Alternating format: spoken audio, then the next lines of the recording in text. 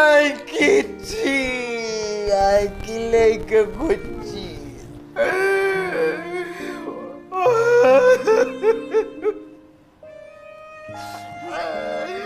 আলে মানুষ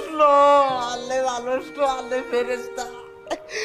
এত বড় অপরাধ করছি এত বড় অন্যায় করছি এরপর থানা তুন আনে আনে নিজে জামিনদার ওই আঙ্গরে ছুটে লিয়ে আইছে না আনে পুলিশে আঙ্গরে দেন পাইছে এত বড় অপরাধ করছি তারপরও আনে আঙ্গরে ছুটে লিয়ে আইছে নানে মানুষ পাইছে আর মাফ করে দিয়ে